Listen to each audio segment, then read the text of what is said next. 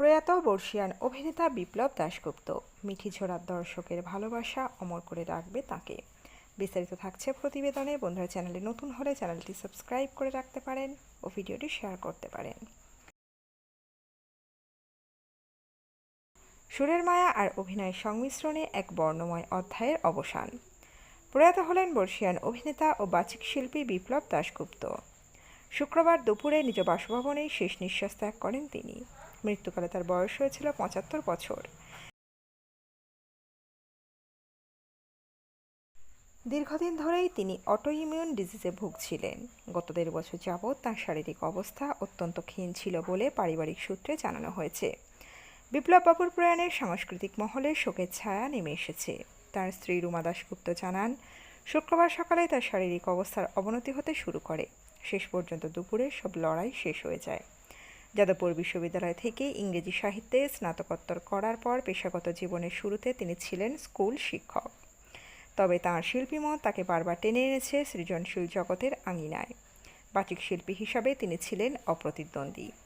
তাঁর দরাজ কণ্ঠস্বর এবং স্পষ্ট উচ্চারণ বহু কবিতা ও শ্রুতি নাটককে অন্য মাত্রা দিয়েছিল। ভয়েস ওভার এবং বিজ্ঞাপনের জগতেও তিনি ছিলেন অত্যন্ত পরিচিত নাম। সিনেমা থেকে টেলিভিশন দুই মাধ্যমেই তার সাবলীল যাতায়াত ছিল। ২০০৪ সালে শ্যাডোজ অফ টাইম ছবির মাধ্যমে রূপালী পর্দায় অভিষেক ঘটে তাঁর। এরপর দীর্ঘ ২ দশকের অভিনয় জীবনে ২২ শ্রাবণ, গুমনামি কিংবা ফেলুদার মতো ছবিতে তিনি দক্ষতার পরিচয় দিয়েছেন। বিশেষভাবে স্মরণীয় হয়ে থাকবে ২০১৯ সালে দেবতার গ্রাস ছবিতে সৌমিত্র চট্টোপাধ্যায় এবং নাসিরুদ্দিন শাহের সঙ্গে তাঁর অভিনয়ের স্মৃতি। বড় পর্দার পাশাপাশি ছোট পর্দার দর্শকদের কাছেও তিনি ছিলেন অত্যন্ত পরিচিত জনপ্রিয় মুখ। সাম্প্রতিককালে জি বাংলা জনপ্রিয় ধারাবাহিক মিঠিঝোড়াতে তার অভিনয় দর্শকদের নজর কেড়েছিল। সার্থকের বাবা অর্থাৎ মৈনাক ঢোলের চরিত্রে তার বলিষ্ঠ উপস্থিতি কাহিনীতে এক আলাদা গভীরতা যোগ করেছিল। মিঠিঝোড়া সেটে তার অমায়িক ব্যবহার এবং পেশাদারিত্ব নবীন প্রজন্মের কাছে ছিল অনুপ্রেরণার মতো। শৈল্পিক নিষ্ঠা এবং ব্যক্তিত্বের গাম্ভীর্য, এই দুইয়ের মিশেলে তিনি বাংলা সংস্কৃতি জগতের এক অন্যতম স্তম্ভ হয়ে উঠেছিলেন। তার প্রয়াণে টলিউড এবং নাট্যজগতের বহু ব্যক্তিত্ব গভীর শোক প্রকাশ করেছে।